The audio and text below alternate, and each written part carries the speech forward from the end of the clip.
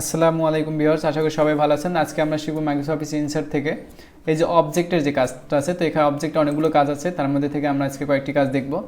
তো আমরা কথা না বলে চলে যাচ্ছি আমাদের মূল ভিডিওতে। যারা আমার চ্যানেলটি এখনও সাবস্ক্রাইব করেনি কাইন্ডলি সাবস্ক্রাইব করে নেবেন, আর যারা অলরেডি করে ফেলছেন তাদেরকে অসংখ্য ধন্যবাদ, এবং আমাদের ফেসবুক পেজটি ফলো দিয়ে রাখবেন।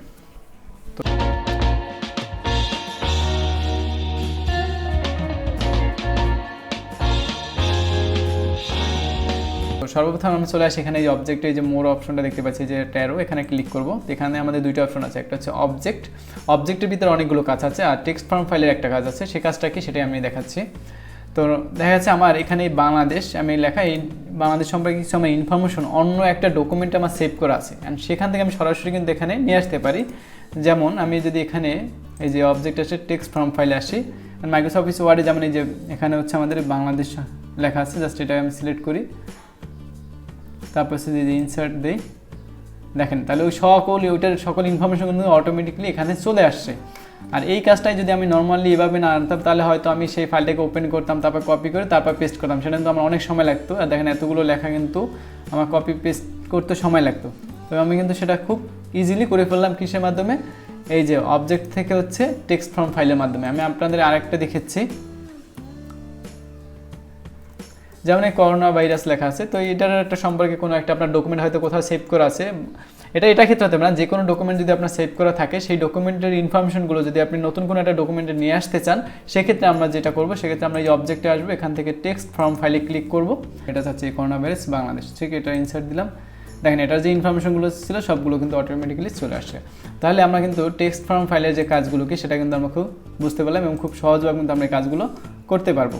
তো এরপরে আমরা আসি, আচ্ছা, অনেক হয়তো প্রশ্ন জাগবে যে এখান থেকে গ্যাপটা তৈরি গেছে, তো এই গ্যাপটা মুছে দেওয়ার জন্য আপনারা জাস্ট হচ্ছে এখান থেকে সবার বাম পাশে কার্সারটা রেখে এই লেখার ব্যাক স্পেস দেন, অটোমেটিক এখানে এসে সিরিয়াল হয়ে গেছে। ওকে, এরপর আমরা দেখাবো হচ্ছে অবজেক্টের ভিতরে যে অন্য যে কাজগুলো আছে সেগুলো। তো আমি এই লেখাগুলোকে মুছে দিচ্ছি।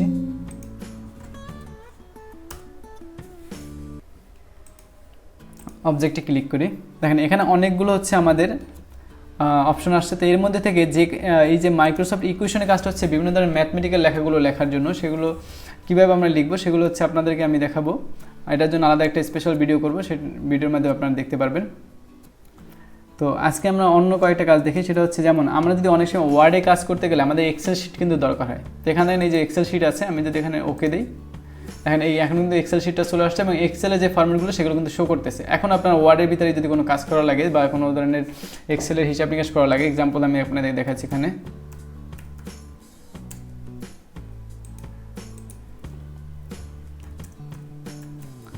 এখন এই দুটোকে আমরা যোগ করতে চাইলে প্রথমটাকে এটার ইকুয়াল দিলাম, এটা প্লাস এটা, এন্টার দিলে দেখেন অটোমেটিক যোগফলটা চলে আসছে। এখন এটাকে আবার ড্র্যাগ করে যদি আমি টান দিই, তাহলে এটা যোগফল কিন্তু চলে আসছে। এখন যদি আমি বাইরে ক্লিক করি, তাহলে দেখেন এই ওয়ার্ডের ভিতরে অটোমেটিক কিন্তু আমার লেখাটা সেট হয়ে গেছে।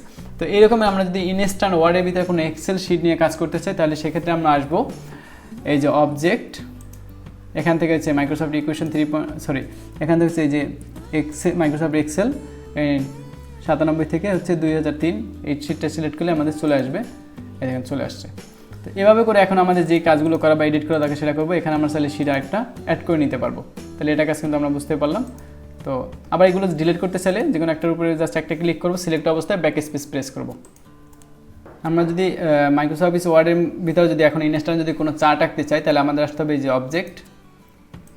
অবজেক্টে ক্লিক করবো। এখান থেকে আমরা এই যে Excel chart, Microsoft Excel chart আছে, এটাকে সিলেক্ট করে জাস্ট ওকে দিয়ে দিব। এখন এটাকে আমরা একটু বড় করে নিই।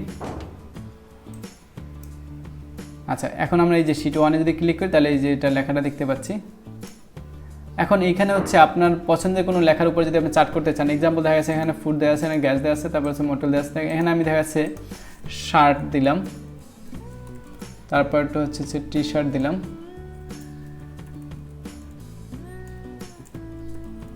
টি শার্ট, তারপর ধরেন প্যান্ট। এখন এটার উপরে দেখা গেছে আমার জানুয়ারি মাসে এতগুলো শার্ট এতগুলো প্যান্ট বিক্রি হলো, বা এতগুলো আপনি ক্রয় করলেন, এই যে হিসাবটা আপনি রাখতে চান জাস্ট এটা লিখে নিলেন। এখন আমি হচ্ছে এখানে আসি, এই দেখেন চার্ট কিন্তু এখানে দেখাচ্ছে, এবং কোনটাকে মানে শার্টকে দেখাচ্ছে এই কালার, তারপর হচ্ছে টি শার্টকে একটা কালার দ্বারা, এবং হচ্ছে প্যান্টকে একটা কালার দ্বারা বোঝানো হয়েছে। তো জানুয়ারি মাসে যদি আমি ফলো করি, তো সবচেয়ে আমার বেশি বিক্রি হয়েছে যেমন টি শার্ট, টি শার্টটাকে এই কালারটা দ্বারা চিহ্নিত করা হয়েছে। তারপর হচ্ছে আপনার এই যে শার্ট, এই যে দেখেন এখানে হচ্ছে 10 বরাবর, এই যে এটা কিন্তু বড় এই দাগের থেকে। তারপর সব থেকে কম বিক্রি করা হয়েছে প্যান্ট। তো এরকম করে প্রত্যেকটা মাস ওয়াইজ বোঝানো হয়েছে। তো এই এক্সেল চার্টটা কিন্তু আমরা এবার বুঝতে পারলাম। তো এক্সেল চার্ট নিয়ে হচ্ছে এক্সেলে আমরা স্পেশালি একটা ভিডিও থাকবে, সেটা আমরা যখন এক্সেল শিখাবো তখন আপনারা দেখতে পাবেন। তো এটা আমি জাস্ট নর্মালি একটু দেখালাম যে মাইক্রোসফট অফিস ওয়ার্ডে আমরা যদি ইনস্ট্যান্ট কোনো চার্ট আঁকতে চাই তাহলে কীভাবে করব। তো সেটা আমরা দেখে নিলাম। এখন আমরা আবার যদি না চাই এটার উপর সিলেক্ট করে জাস্ট ব্যাক স্পেস দেবো, মুছে যাবে। ওকে, এরপর আমরা আসি আরও কয়েকটা কাজ আছে। যদি পাওয়ার পয়েন্ট আমরা যদি ওপেন করতে চাই তাহলে হচ্ছে আমাদেরকে এই যে পাওয়ার পয়েন্ট আছে, জাস্ট সিলেক্ট করে ওকে দিব।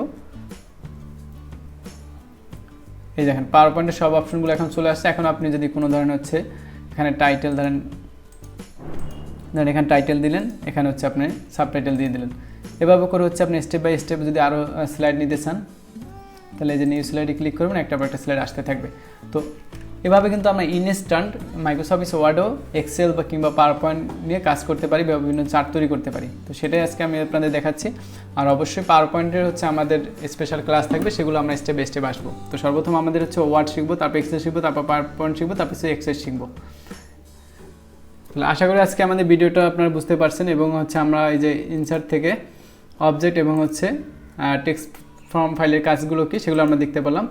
আর অবজেক্টের কাজগুলো হচ্ছে আমাদের হচ্ছে ইকুয়েশন, বিভিন্ন ধরনের ম্যাথমেটিক্যাল সূত্রগুলো কীভাবে লিখতে বা এই ধরনের টার্মগুলো কীভাবে লিখতে, সেগুলো হচ্ছে আমরা আলাদা একটা ভিডিও থাকবে, পরবর্তী ভিডিওটা আপনারা আশা করি দেখে নেবেন। তো আজকের ভিডিওটা এই পর্যন্তই। ধন্যবাদ সবাইকে। আসসালামু আলাইকুম।